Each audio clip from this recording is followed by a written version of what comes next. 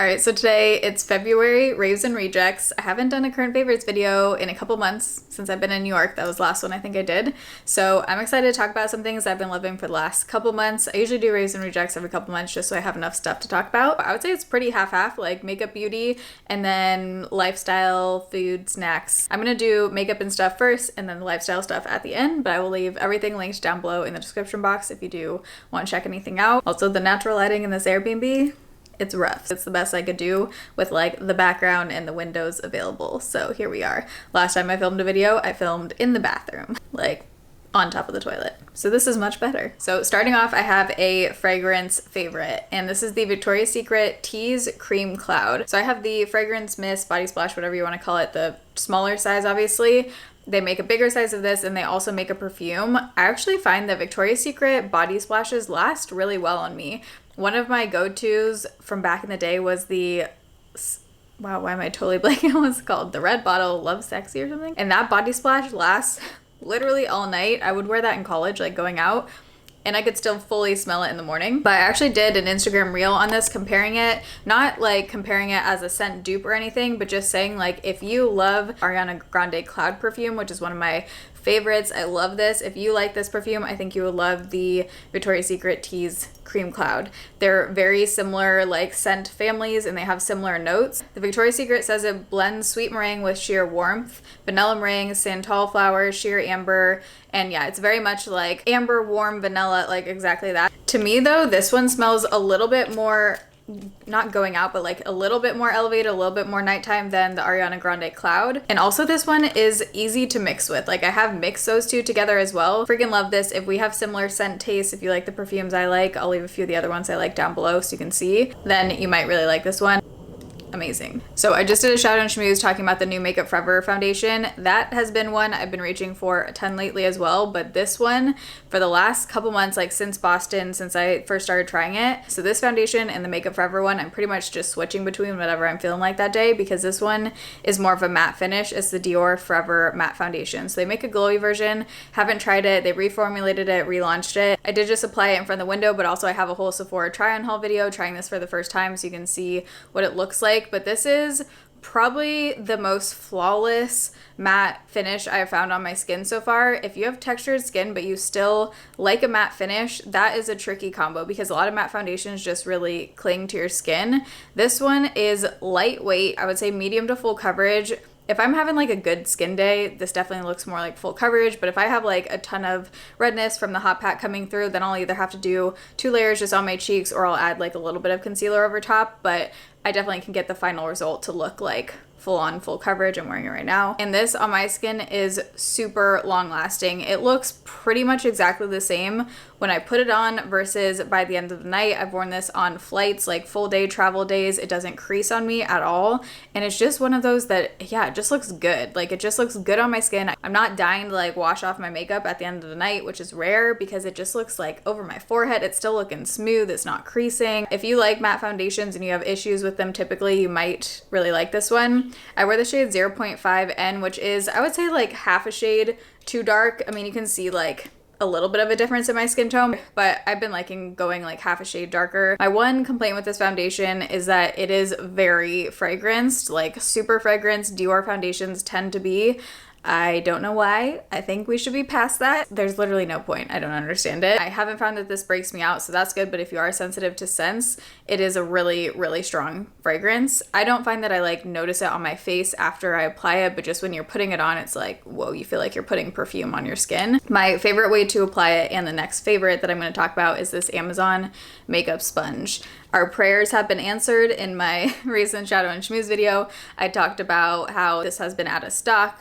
It is now back up. When I'm filming this, it's back up. So I do think hopefully the seller is gonna keep this. It probably just has been going in and out of stock. You guys, I think this might be my favorite makeup sponge. I'm just gonna show you, even though, you know, I just used it. But look at this shape. It's round and super squishy once you dampen it, but it has a completely flat side, but it's still soft. It doesn't soak up foundation badly. A lot of sponges I just don't like because I find that it fully absorbs my foundation, takes away the coverage.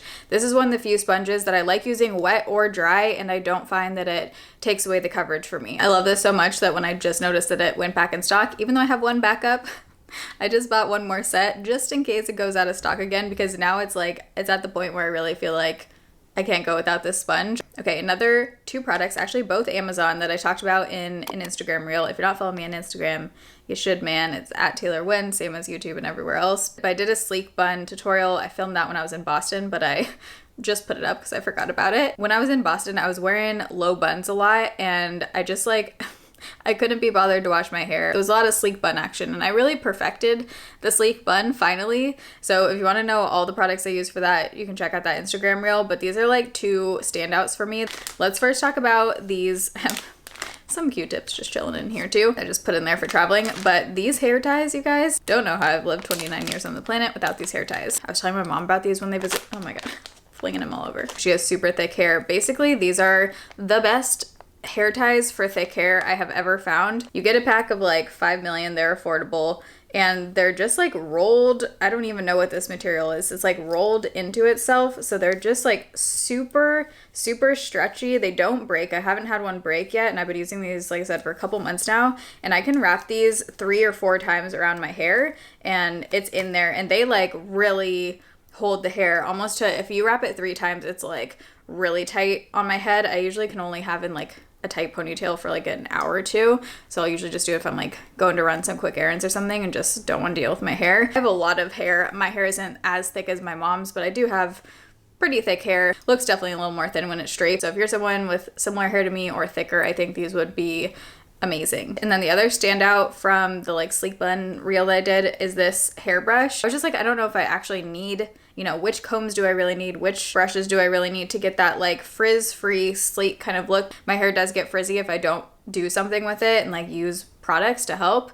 So I was skeptical because it just seems like another hairbrush, but you guys, this thing really does tame down the frizz. Even if I'm like wearing my hair like this, I'll just like go over the top, like not for a sleek bun look, just for like an everyday straight look, and it's just like really does something.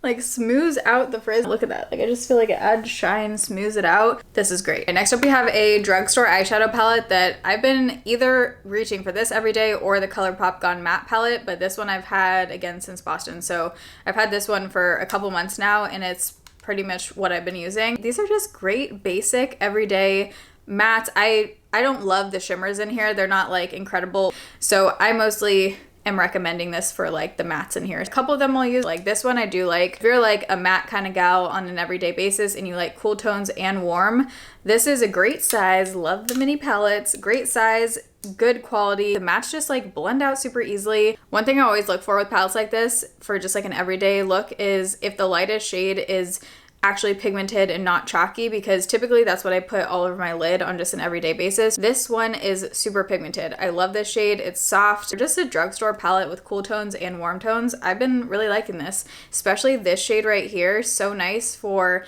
a everyday cool tone look. If you don't want like straight up gray, but you want cool tones, if you have green eyes, that matte shade really makes them pop. There are definitely a couple like duds for me, like this white I don't love, and then the glitter is just not something that I reach for like super frequently. It's more of like a glitter that you need some kind of glitter glue with, but everything else in here, beautiful. Next up we have another hair product. This is the IGK Expensive Amla Oil High Shine Top Coat.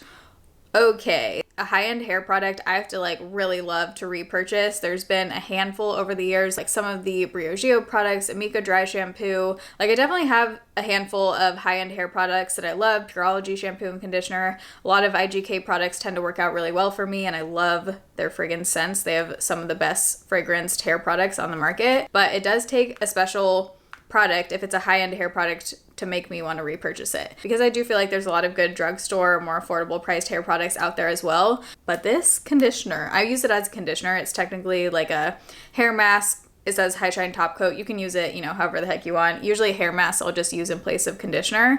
I feel like this has truly revived my New York hair. New York killed my hair and my skin. People talk about that, like with the New York water, it's like harsh or something, and just the weather there, the pollution probably, I don't know, man. I kind of like rolled my eyes at that at first, but it's real. It does change your hair and your skin, and I feel like halfway through Boston is when like my skin started getting better. Also going to talk about a few of the things that helped my skin get better, but my hair and skin were just like real dry, real dull for a minute there after being in New York for 2 months. And this, I feel like, is what I noticed like the biggest difference with my hair.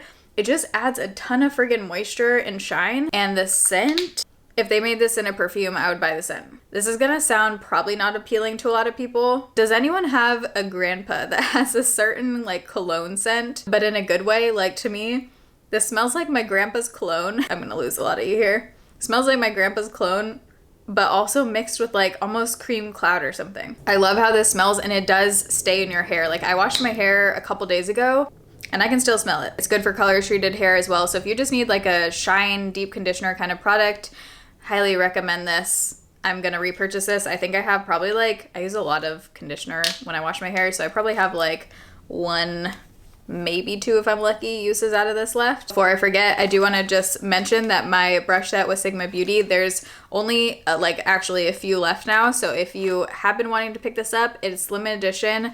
I'm trying to, you know, see if we can do a restock situation, but I'm not gonna say anything yet because it's not 100%. If there was, it would be a long time due to COVID and the backups with like supply chain and stuff. So I just wanna let you know here, if you have been holding out on purchasing and you've been wanting one, it'll be down below. There's a few, I think, left on Amazon and then also on the Sigma website. Okay, let's talk about skincare for a minute. So like I said, my skin was just toast. It was toast in New York. And one thing I switched when I got to Boston is I picked up the CeraVe Hydrating Bar Soap. So normally the one I've used for years is a hydrating cleanser. I love that. It's like a milky kind of formula, very moisturizing.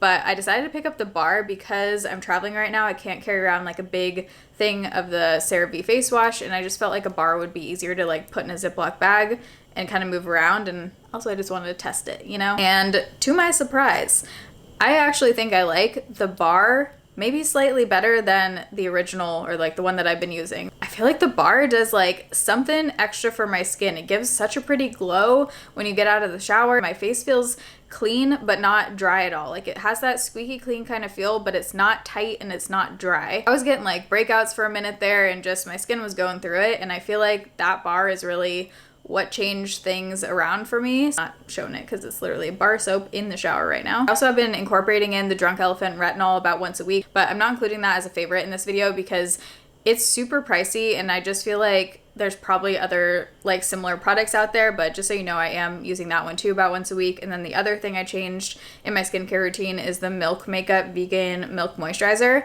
I had tried this in the past, like when it first came out, but I've been using this as a nighttime moisturizer and it has been doing great things for my skin. It's a thick formula, so I love that for nighttime. It is thick, but it almost like melts, and not in a way where it melts and then it disappears, but it's thick when it goes on, so it feels nice and rich. I don't know how else to explain it besides it kind of just like melts into your skin and doesn't feel super heavy when you're going to sleep, but I can still feel it a little bit on my skin in the morning, which I like. I don't like waking up and having my skin be like dry without any moisture, so I like that this one does like last throughout the night. It also gives such a pretty glow, and it's vegan, fragrance free. Love a thick moisturizer. So in Raves and Rejects videos, I never repeat something if it's something that I like, you know, very recently mentioned, but this is a favorite from, I don't know how long I've been using this now, probably at least 3 years, I want to say. I did like a concealer routine video a few years ago mentioning this, and it's just one of those products that consistently is amazing, and whenever I reincorporate it back into my makeup routine, I am just like, why did I ever stop using this? So I wanted to give it a shout out in case you haven't been around for a few years and haven't heard me talk about this, but it's the Laura Mercier Secret Blurring Powder for Under Eyes in the shade 1. So this is specifically for the under eyes, but I also used it more recently in my blurring foundation routine. You can use it around your pores, and it just like really fills in and kind of like blurs out your pores. So you can use it in other areas besides your under eyes, but it's not pure translucent, which I really like. It has like a brightening, like a little bit of a white tint to it, as you can see. And there's something about this powder. You can use it with the brush that I made with Sigma, the smooth under eye brush, or just a sponge. I'll leave the powder sponge I like to use too. Either one.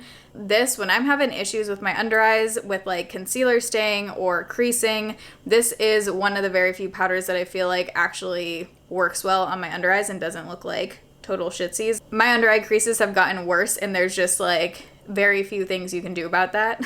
Pretty much nothing. So for me, it's just like finding a combination of products that looks as good as it's gonna get, basically. I don't have like flawless smooth under eyes, never have, and the creases are just getting more noticeable. So if you also have under eye creases and you like to powder your under eyes, this might work well for you. I go pretty much like half-half depending on the look and what I'm feeling. And if your skin tone isn't fair and you think this one might be too light, they do have one more shade. Like I said, I would say it's probably like 80% translucent, 20% pigment. So it's very light color when it does show up. But my other big thing is this doesn't take away the coverage of my concealer, which happens with a lot of powders. Next up, we have the concealer combo and just two concealers that I love on their own as well that I've been using. This is the One Size Turn Up the Base Butter Silk Concealer.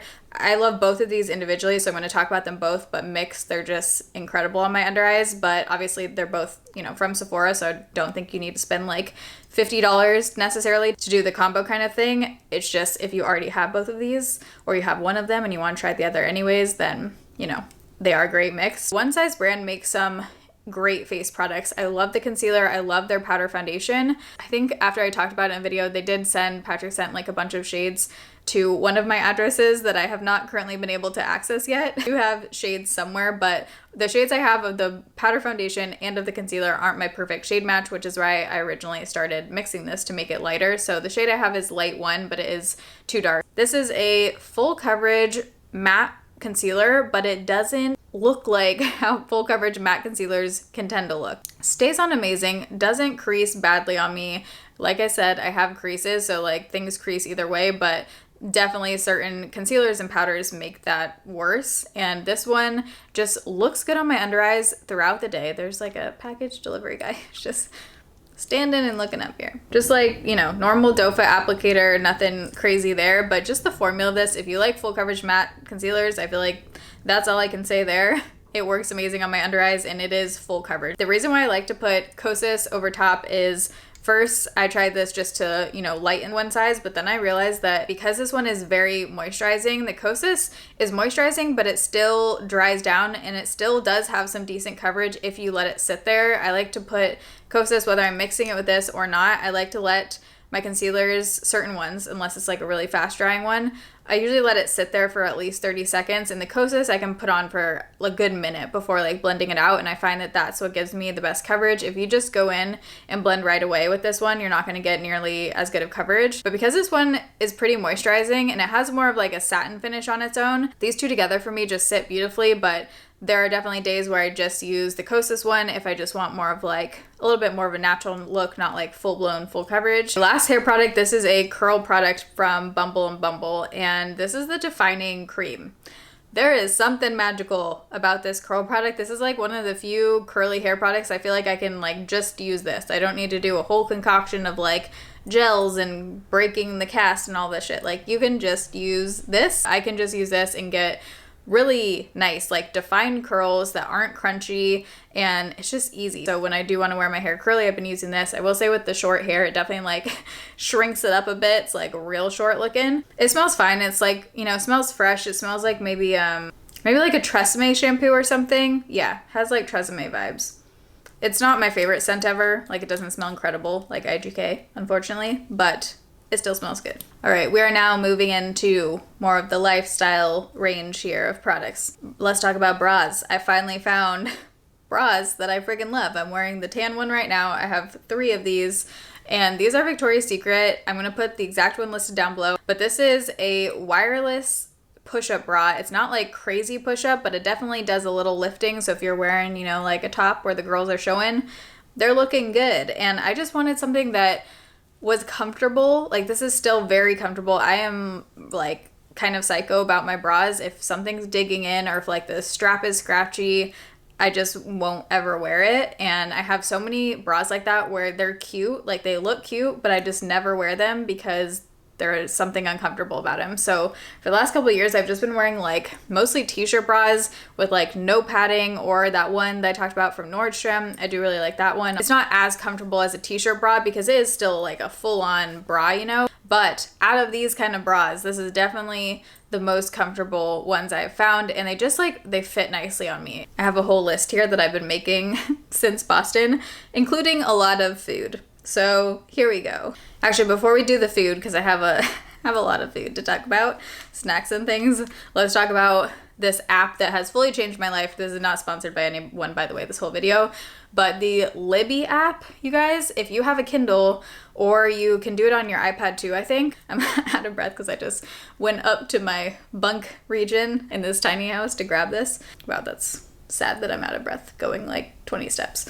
But anyways, you download the app Libby. You can sign in through any library, whatever you have. There's a lot of libraries around the country that you don't need to go get like a physical card. I just like put in my phone number actually, and they texted me a code, and then I had access to one of the library cards, and I like have a library card now through that thing. I had a library card in Seattle, obviously, but you're just renting ebooks for free from a library. So basically, I'm probably never buying an ebook again. Before, I was spending, you know, like $10 to $20 on every single book that I was reading for my Kindle. And I have not bought a book since, because you can just literally, you send them from here once you get one. It just sends directly to your Kindle. Read books for free. I know it's like not a crazy concept because we've been able to read books for free at libraries for decades now, but with the Kindle, if you were previously buying books, it is so cool. Also, little life hack for you, if your hold is expiring, because they do, you know, it's a library book, so you have to give it back. So if it's expiring, you can put your Kindle in airplane mode, and that doesn't stop it from getting delivered to the next person. I was worried like it was gonna, you know, stop someone else from getting it because there's only a set amount, like at the library, a set amount of copies, but it doesn't do that. You can just put it in airplane mode and continue to finish the book. In my last Shadow and Schmooze, I talked more about some of the books I've been reading, but in Austin, I've been pretty busy, so I haven't been reading a whole lot, like at all. I actually don't know if I've even read since I've been here, but when I was in Boston, I read 4 books that month, so I need to pick up the reading again, get on it. Okay, now we're gonna talk about the good stuff, food. So I just feel like, wow, a lot of stuff I discovered in Boston, really mentioning Boston a lot right now, but I just like had such a good snack combo down. I really like killed it with the snacks. I nailed it down. So I'm going to tell you some of my favorite snacks. I don't have all of them to show you right now because I'm actually leaving this Airbnb in a couple days, so I'm not like fully stocked up right now. Let's start off with wasabi peas. This brand specifically, I know these aren't anything like crazy or new or whatever, and I've definitely had these in the past, but I just got in a major phase of wasabi peas, and now I'm going to be craving them now that I'm talking about them and when I'm editing this video back. So thank you to myself for starting another craving, but they're just so good. They're like crunchy and sweet, and then some of them have a big kick, some of them have like very mild wasabi flavor. It's hit or miss, but if you like the taste of wasabi, these are amazing. So what I would have to like balance out the sweet was then have kimchi. So I'd have like a bite of kimchi and then have a few wasabi peas, switch back and forth. And then if I was really getting wild, I would incorporate in some wasabi or like sea salt and vinegar flavored seaweed, like seaweed snacks. And again, the saltiness with like the sweetness of the wasabi, so good. Good combos, folks. Also kimchi, if you're someone who likes like olives, pickles, capers, like those kind of flavors, you'd probably love kimchi if you've never had it. I met someone the other day who loves pickles but hates olives, and I was very confused. I feel like those go hand in hand. Okay, next up we have these ice cream sandwiches that I haven't been able to find since I've been in Austin, mostly because I've just been door dashing Henry's, or not Henry's, Sprouts. I know I need to go in an H-E-B. I hear it's like the Texas experience is going into an H-E-B store. Haven't been in one yet. I'm sure they would have these, but the Skinny Cow ice cream sandwiches, they make like round, really fat ones, but then they also have these like thinner ones, so there's less ice cream in it, and I'm pretty sure they're 100 calories. They satisfy the sweet tooth at night, but they taste like good. They taste like just a normal ice cream sandwich, the flat rectangular ones. I am in a creme brulee phase right now, which is definitely not low calorie, so I'm trying to find the Skinny Cows again, you know? You don't want to know what I have spent door dashing creme brulee this month in Austin. And then my last food favorite is True Fruit coconut. So True Fruit does like freeze dried fruits and different things. I'm like very particular with like how I like chocolate. I can't just eat like a bar of chocolate or something. And if I have chocolates like the True Fruit, I'll literally have like 2 or 3 and then I'm satisfied. But the coconut ones are so good. It's basically like a thin layer of dark chocolate around like a crunchy coconut. I think it's like just an actual like freeze-dried parts of coconut. So it basically tastes like a healthier version of like an Almond Joy. So if you like Almond Joys, you'd probably love the True Fruit coconut. I'm so mad. I forgot to talk about these super quick. These are like the best alternative to like Flamin' Hot Cheetos. These are the closest taste as far as like the spice that I've found out of anything. And they're veggie sticks. Not that they're healthy, but they have the word veggie in them. Since this is raves and rejects, I do have a few rejects for you, but since I've been bouncing all over the place, when I have a reject, I have to just get rid of it. I can't carry it around because I can't carry around extra weight these days. First is this lip mask. This was from LA Girl or LA Color. No, LA Girl. I always get LA Girl and LA Colors mixed up. I had high hopes for this because it was like a really pretty light pink color. Thought it was gonna be good. Formula of this, I don't even know how they're calling this a lip mask. You put it on and it literally just disappears off your lips within literally about 2 to 3 minutes. So you can't even use it as a lip gloss, because when I realized I didn't like it as a lip mask and it wasn't moisturizing enough, I was like, oh, I'll just use it as a lip gloss. It's like kind of a semi-light pink color, but even as a lip gloss, like there's no gloss, it just disappears after a couple minutes. So that product was just like total dud for me. The scent is gross too. It's like this artificial fruity kind of scent.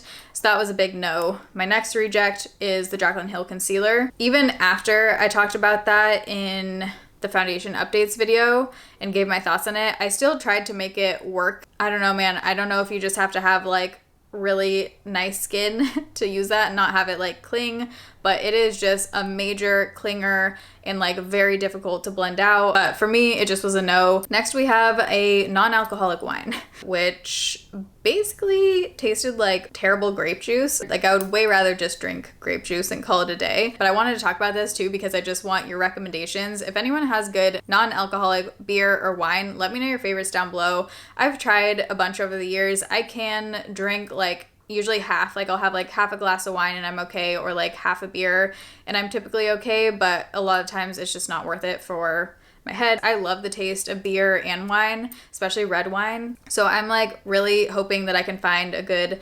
non-alcoholic wine. Beer is easier to find a better one. I do like the Heineken no alcohol beer, and then also the Lagunitas IPA one. I want to like take that and put it in a soda stream and like add carbonation, because the taste is there. It tastes almost exactly like a normal IPA. It's just totally flat. I'm like, Lagunitas, can we get just more bubbles, please? And then it would be 10 out of 10. You literally wouldn't be able to tell the difference. So I might literally try that. Like once I move in somewhere and have my soda stream again, I'm gonna just carbonate up that non-alcoholic IPA. It's just super hard to find a decent non-alcoholic wine. It is cool, like a lot of restaurants now are starting to do non-alcoholic cocktails, like a full menu. Before I would just get like club soda or something, or just like ask them to make some kind of like ginger drink, you know, non-alcoholic. But now there's like full mocktail menus at most restaurants, so it seems like it's getting a lot more popular for some reason. I don't know if it's just like people are becoming more health conscious or like what it is, but non-alcoholic drinks are definitely becoming more normal than they were just like a few years ago. But those are all the raves and rejects. I am going to tell you my lip combo before I forget it. I used the Kokie 517 Nude Lip Liner, and then I put on this lipstick by L'Oreal I've been trying. It's the 800 Ferris Nude. It's a pretty nude color. These two together are actually very pretty. I wanted it a little bit more pink tone though, just with my shirt. So then I put on Glossier Ultra Lip in Lucite. This is one of my most reached for. Actually, I'm curious. Oh my God, that's all I have left. When was the last time I fully used up a lipstick? Probably been at least 5 years, seriously. So the fact that I am almost out of this says a lot. I use it really frequently, probably like at least 4 times a week. Has a really pretty like baby doll kind of pink tint to it. I like mixing it with stuff, putting it over top, wearing it on its own when I have no makeup on. But that's what's on my lips. Everything else will be listed down below, along with the shirt I will links from Target, lashes, rest of my makeup, everything's down below in the description box always. I hope you guys enjoyed today's video and found it something interesting, exciting, thrilling, all of the above. But I love you guys. Thanks for watching. See you in my next video. Bye.